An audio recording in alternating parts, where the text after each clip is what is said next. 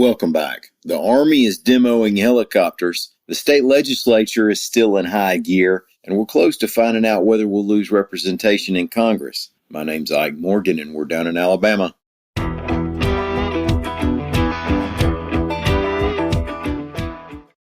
The U.S. Army is looking to upgrade its helicopter fleet, and that effort will be led out of Redstone Arsenal, reports AL.com's Lee Roop. The Army's Future Vertical Lift Cross-Functional Team is assigned to the project, which is listed as the Army's third highest priority for the future. One of the finalists for what they're calling the Future Attack Reconnaissance Aircraft is a Sikorsky-built S97 Raider. A prototype of that helicopter was at Redstone Thursday for a demonstration. Test pilots made some 200-mile-an-hour runs over the airfield and hovered with the nose up and nose down at steep angles, all the awesome stuff that makes my stomach and I so proud to be at altitude zero. Lee Roop's report described the S97, and I'm going to read this part because I can't say it better than he wrote it. Quote, "The first thing the eye notices about the S97 is its twin coaxial overhead rotors. Twirling in opposite directions, they prevent the spinning that made earlier helicopters need a stabilizing vertical rotor on the tail. Now, the rear of the Raider is occupied by a rear-facing pusher propeller.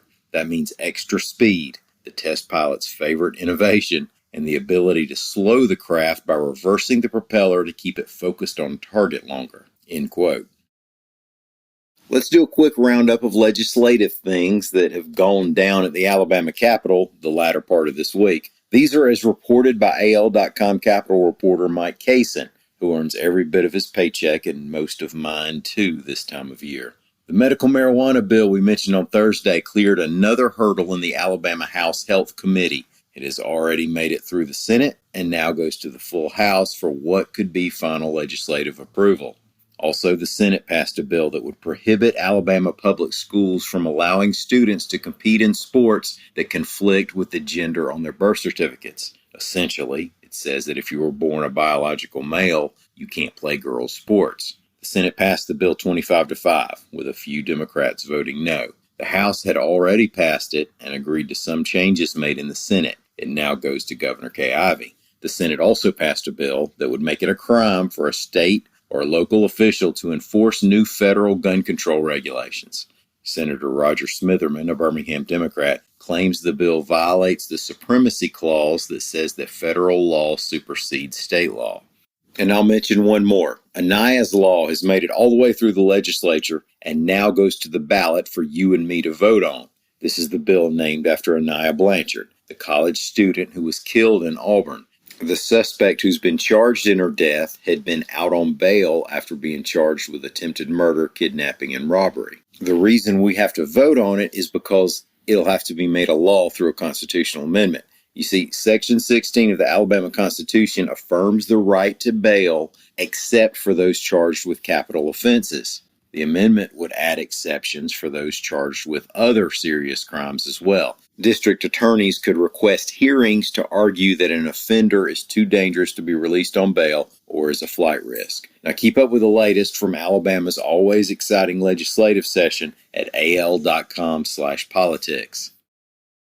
Sometime over the next couple weeks, we should be finding out whether Alabama will lose a congressional seat, an electoral college vote, and an unknown amount of future federal funding, assuming that current federal dollars monsoon season ends. AL.com's Ramsey Archibald reports that the 2020 census is supposed to be released no later than April 30th. The state's population, taken by the once-a-decade census, determines how many seats in the House of Representatives it gets, as well as how many electoral college votes it carries for presidential elections. That population also determines the portion of federal money going to hospitals, schools, roads, etc. Heading into the count, population trajectories did not look very good for Alabama, maintaining its ranking among states and holding on to all 7 House seats. And you had the governor and others out trying to make sure that people filled out their census forms. But census estimates now have us hanging on by about 6,000 people. Now, if that holds up, then well done, everybody, for your role in adding 1 to our population. If it doesn't hold up,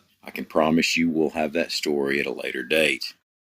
Thank y'all so much for listening. I hope everybody has a great weekend. Now, this is my occasional ask that if you haven't yet left us a rating on your app, we'd be most appreciative if you did. Even more than that, I hope y'all come back. We'll do it again on Monday. Till then, come on by and see us on the internet at al.com.